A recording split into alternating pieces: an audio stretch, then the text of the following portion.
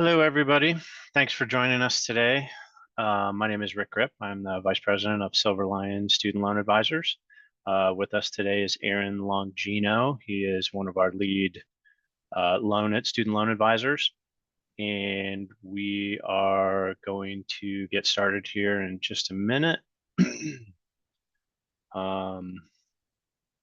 Just waiting for a couple more people.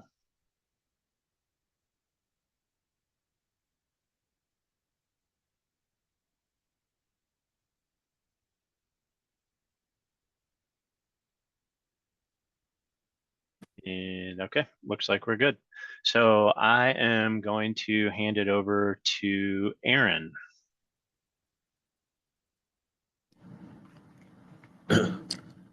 Hello, everyone. So today we're going to be speaking about student loan forgiveness, plans and programs, ways to qualify for student loan forgiveness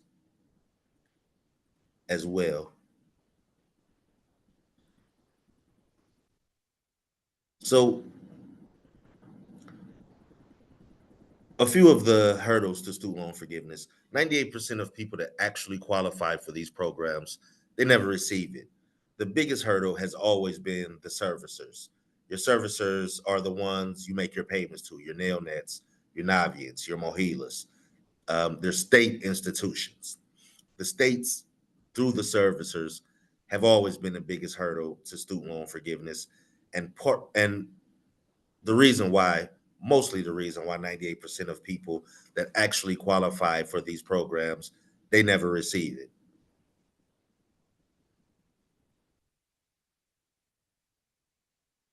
So when we say student loan forgiveness, what do we mean?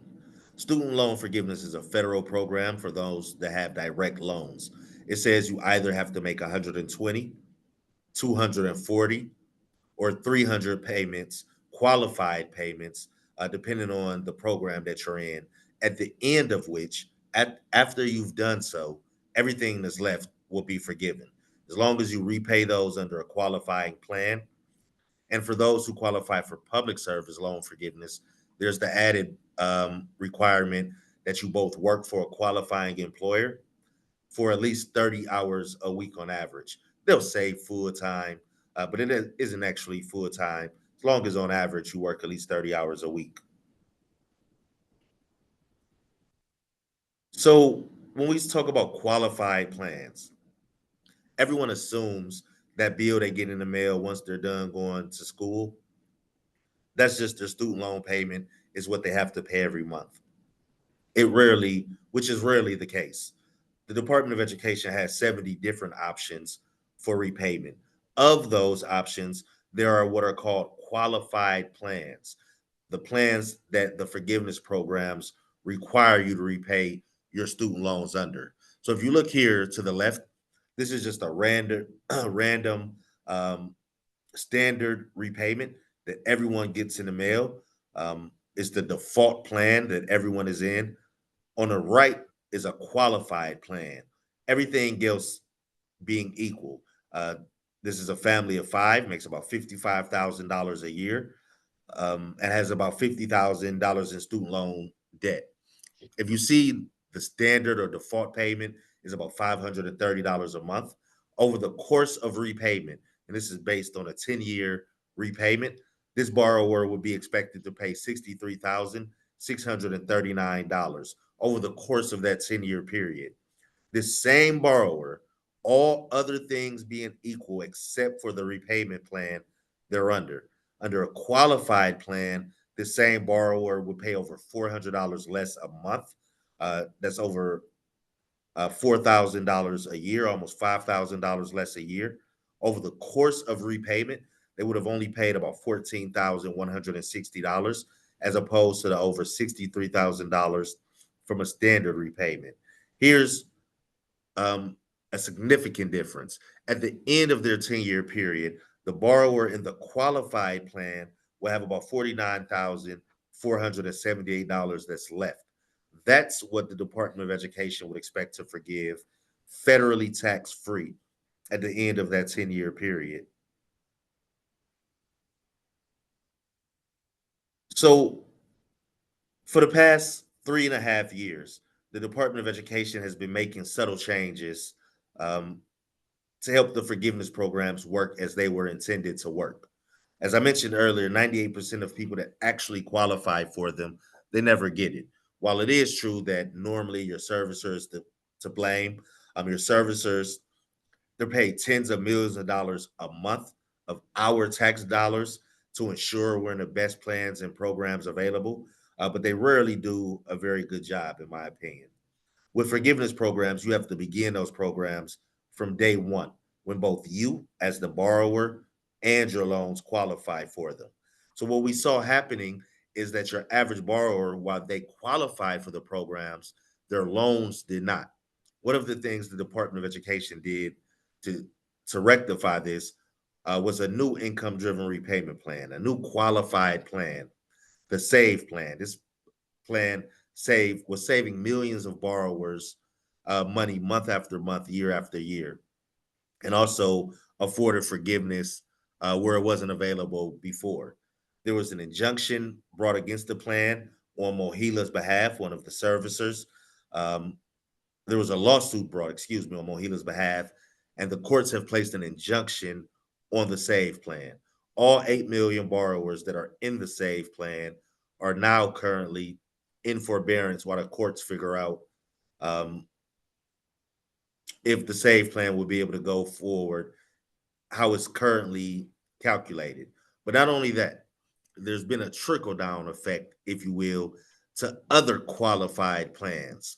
Now, the way they calculate qualified plans and how they forgive student loans completely has been brought into question.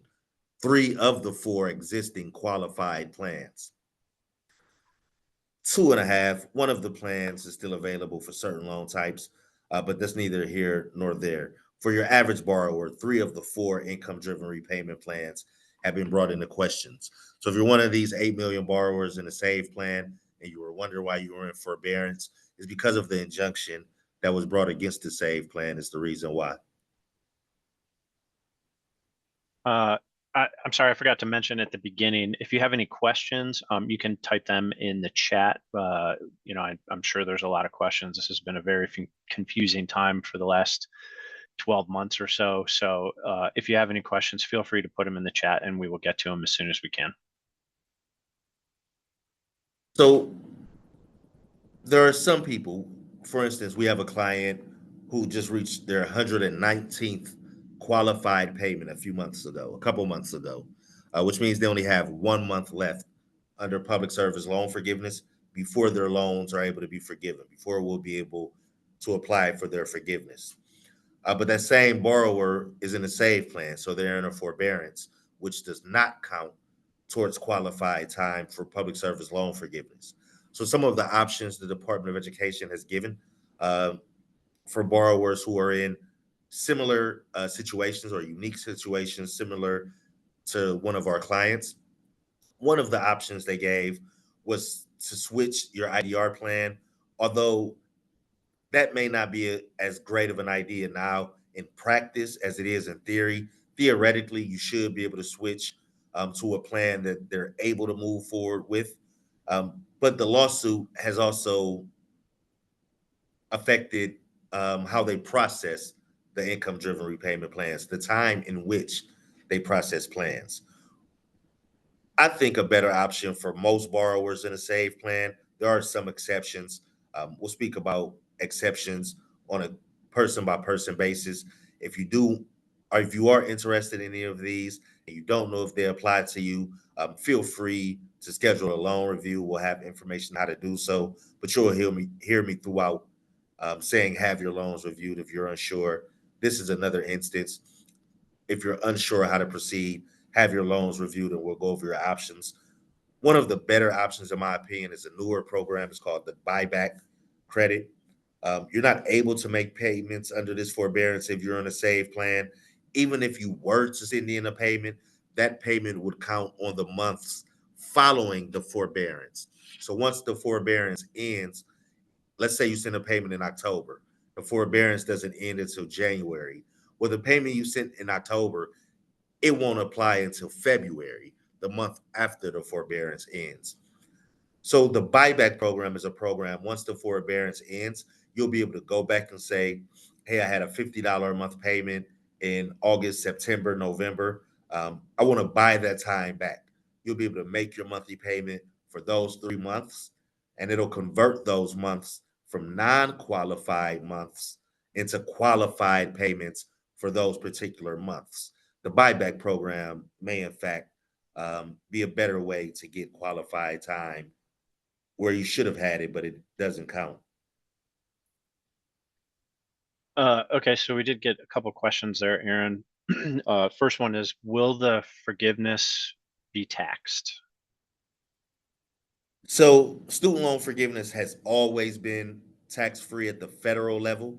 I don't see any reason why it wouldn't continue to be. There are 6 states who tax it at the state level, and no surprise, there are also the 6 states that continuously bring lawsuits um, against the Department of Education where student loan forgiveness is regarded. For a list of those 6 states, there's 6 Republican states. I don't know them off the top of my head. I know it's Iowa, Indiana, Missouri, um, and 3 other states. I want to say Mississippi. There are 6 states though that tax it on the federal level. There may only be 5 left. One of them no longer does on the state level. I mean, excuse me, but they're the same states that bring the lawsuits on Mojila's behalf to get rid of student loan forgiveness. On a federal level, they're always federally tax free. Okay, and one more. How do I know if the plan my servicer put me in is the correct one or the correct plan? If I'm being honest, I don't trust anything the servicers do. They've literally said in open court it's not in their best interest when student loans are forgiven because they lose money when loans are forgiven and they're not in the business of losing money. Every student loan forgiveness program that's been thrown out has been thrown out because of Mohila, one of the servicers, one of the federal servicers.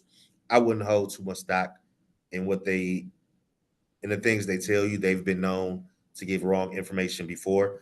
But if you're in doubt, have your loans reviewed. We'll take a look. We'll tell you if you're in a qualified plan or not.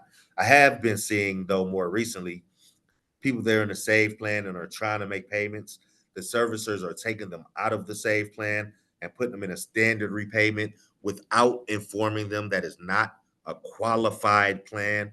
Any payment you make will not count towards the forgiveness of your student loans.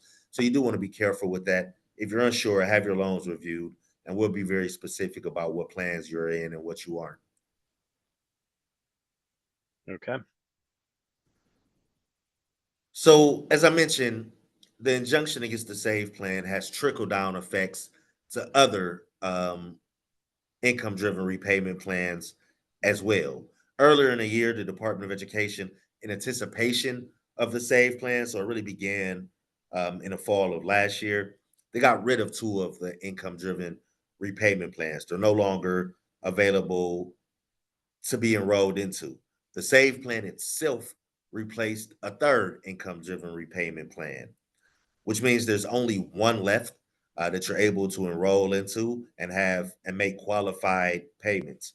But it's also affecting people that are trying to recertify income driven repayment plans that they're already in, which also means it's affecting people's qualified time for public service loan forgiveness and student loan forgiveness. There's a lot of uncertainty now. There's a lot of people that think that they recertified that didn't, although 90% of people that are in income driven repayment plans know nothing about recertification. It's the main reason why they mess up their income driven repayment plan because they never recertified that plan.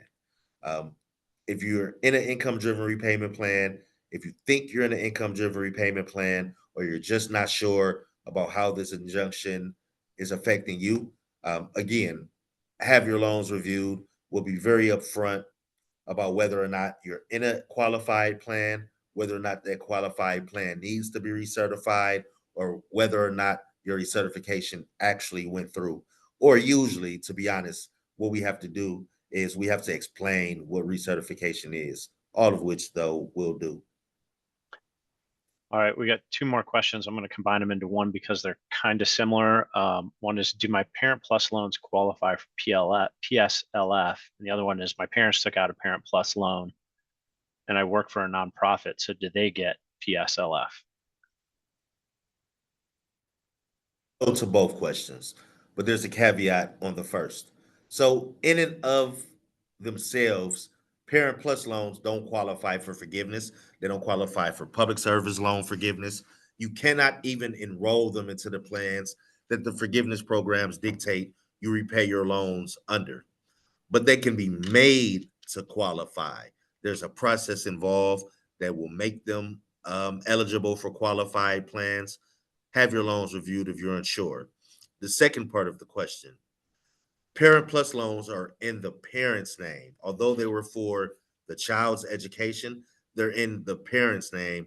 So technically, not even technically, actually, they're the parent's loan.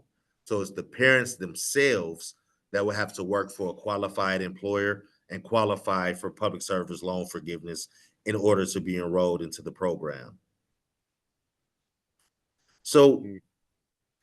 as I mentioned earlier, traditionally it's the servicers or the state institutions that affect borrowers that are trying to get their loans forgiven. Your servicer or the states are the ones you make your payments to.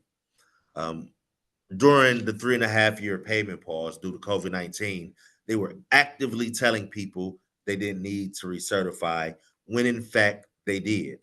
Had it not been for those temporary programs like the account adjustment and the public service loan forgiveness waiver, people would have potentially lost that 3.5 years worth of qualified time. Secondarily, what they didn't tell people is that although student loans were not in repayment for those 3.5 years, that law was specifically written so that everyone had qualified for student loan forgiveness or public service loan forgiveness, I should say. That 3.5 year payment pause every month counted as though you were making full and on time payments.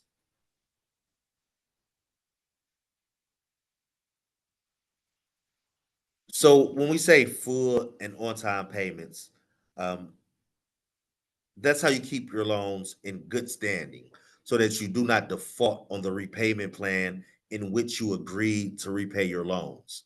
When your loans default, you're you no longer are able to receive your federal privileges. Your loans are no longer with the Department of Education. They're with a collection company. This collection company will charge you 24% interest, 18% compounded daily. Um, Not only that, if you're someone who receives an income tax return, they'll offset your income tax return, meaning they'll take it. They normally only apply between $5 and $50 to the interest of your student loans. The rest they keep as a collection fee, the collection company, that is. And that isn't even the worst case scenario.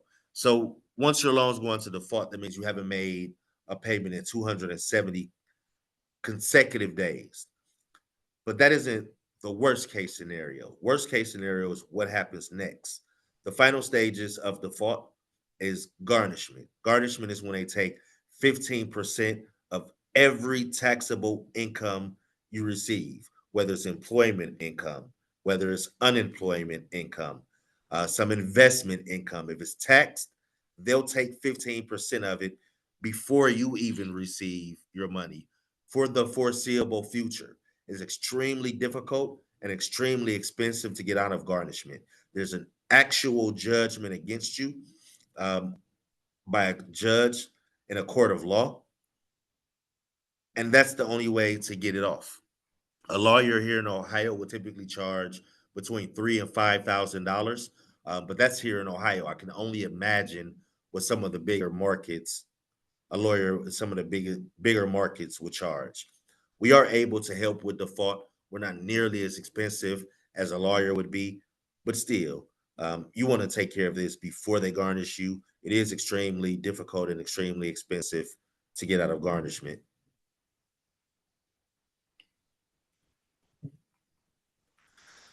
So there are some people who did or thought that they did everything they were supposed to.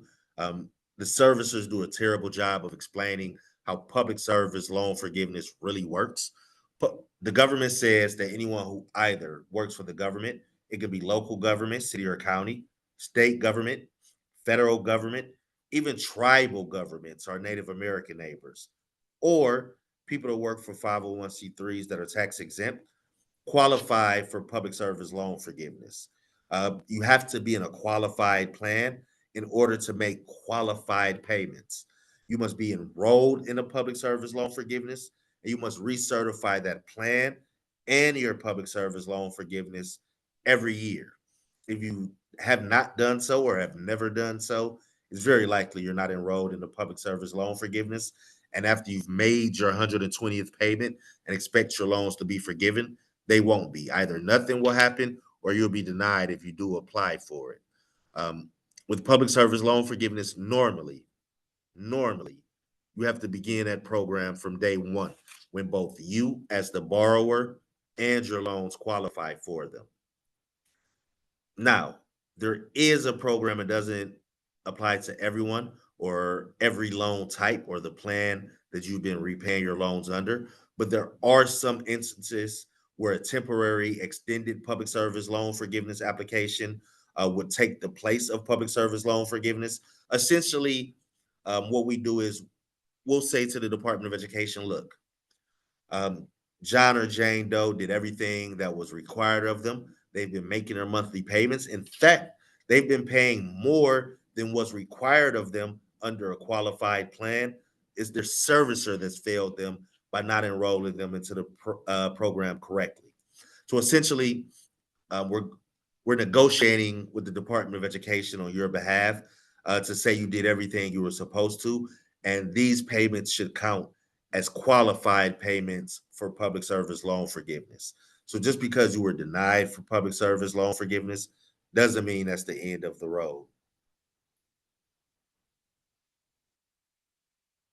This is some success stories that we've had over the last year or so with borrowers. The first person worked for the Alabama Department of Mental Health. Um, there was a mom of four, had never been enrolled into public service loan forgiveness, although they had qualified for the program the entire time the program had been in existence. We took advantage of the account adjustment, enrolled them into a qualified plan and public service loan forgiveness. And at the end of that process, this particular person already had all the qualified time that they needed, and they were able to get $241,000 of their student loans forgiven tax free. Same thing for another borrower. This borrower is more local. They work at University Hospital. This is a great example that I like to use. We're here in Cleveland, Ohio. Some of the bigger employers are Cleveland Clinic and University Hospital. Now, both are qualified employers for public service loan forgiveness as long as you work directly for the hospital. There are some people that work through agencies. For those people, for instance, may not qualify for public service loan forgiveness. This particular person did. They had their payments initially reduced from $2,800 to $1,400. Um, where they would have been making those payments for another 20 years. We were able to get them 16 years of qualified time retroactively, which means in another 4 years, actually it's three now. This one was actually from last year. Um, I just did their recertification. They actually have another 3 years till everything will be forgiven tax free. All in all, it'll probably be closer to 300,000. And lastly, for this month, um, we have someone who enrolled in 2020. Um, they didn't have any qualified time. They'd never been enrolled in a public service loan forgiveness. We were able to get them enrolled into the program. And just recently, I applied for their forgiveness, and it just came back that 157,000 will be forgiven tax free. Aaron, those are some good success stories, but we hear about FFEL loans and specifically FFEL spousal consolidation loans where the spouses have consolidated some stuff together, and that had previously disqualified them from certain programs. Can you talk about that a little bit? It still does disqualify them. So when we say FEFL, FFEL, what we mean is the Federal Family Education Loan Program. It's the old student loan program. FEFL loans were done away with in 2010. Um, FEFL loans don't qualify for much of anything. They cannot be enrolled into most of the plans that offer forgiveness. They do not qualify for public service loan forgiveness nor student loan forgiveness.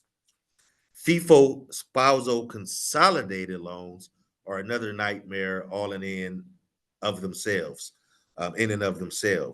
So this program was done away with in 2006, although we still do see a lot of loans like this. So what you were able to do is Jane and John Doe, husband and wife, a married couple, were able to consolidate their loan balances together and pay them together. But let's say, for the sake of argument, Jane Doe qualifies for public service loan forgiveness, but her spouse, John Doe, does not.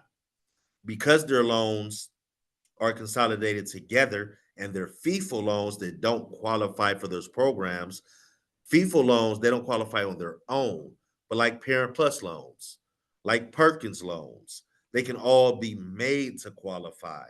But since they're consolidated with another loan type that does not qualify, you're not able to convert them into a qualified loan type.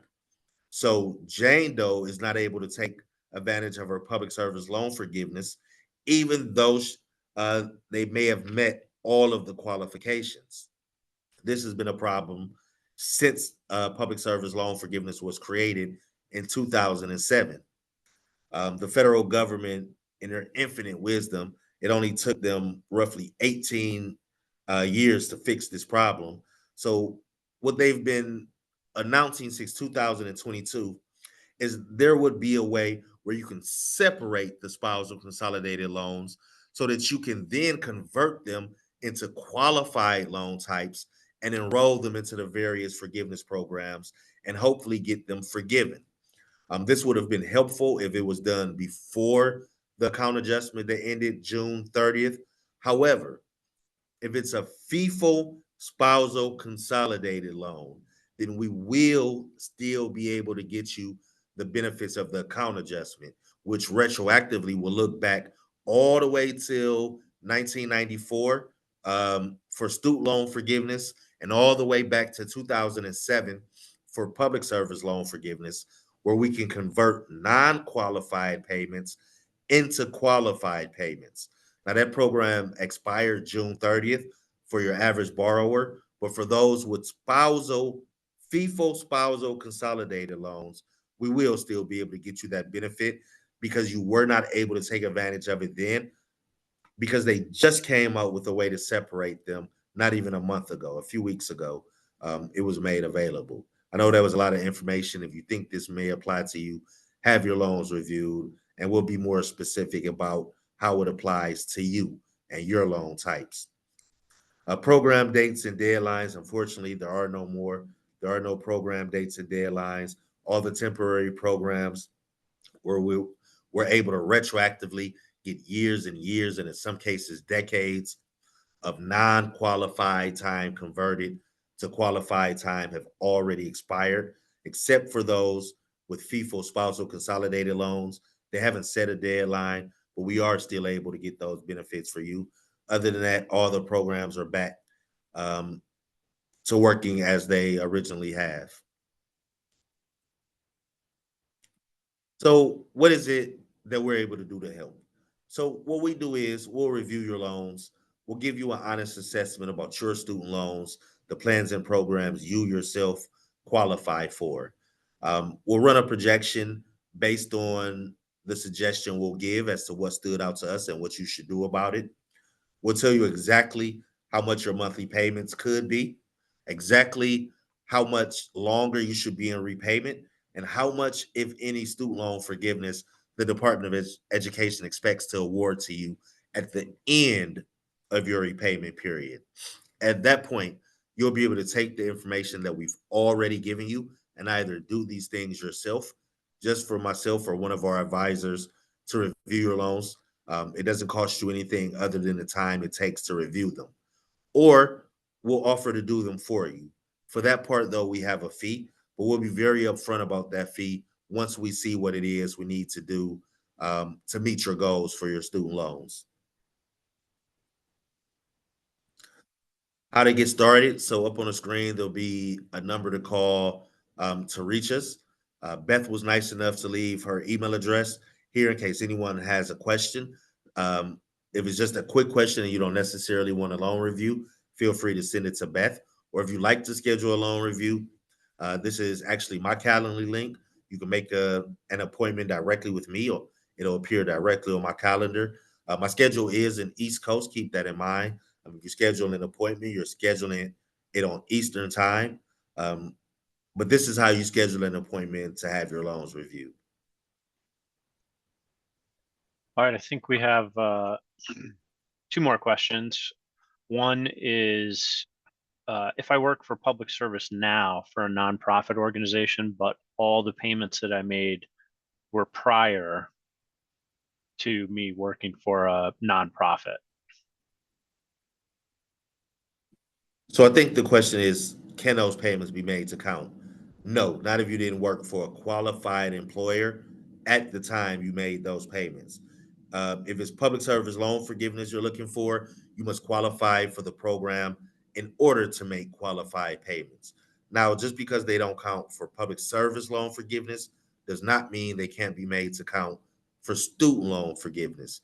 Have your loans reviewed. We'll explain the difference and we'll see what payments count for what.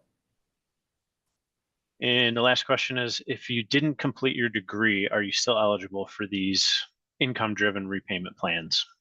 Yes, absolutely. Whether or not you graduated has no bearings. Your loan's still going to repayment. These are federal programs. They're all paid for by your tax dollars. If you're a federal borrower, you're eligible for these programs. Okay, very good. Again, if anybody has any other questions that we didn't get to, feel free to email Beth, Beth at Silver Lion SLA. Also, if you would like to make an appointment with Aaron or any of our advisors, that Calendly link that was up, you can schedule it there, or you can call us at our 1-800 number. So thank you for your time today. Thank you, Aaron, and everybody enjoy the rest of the day.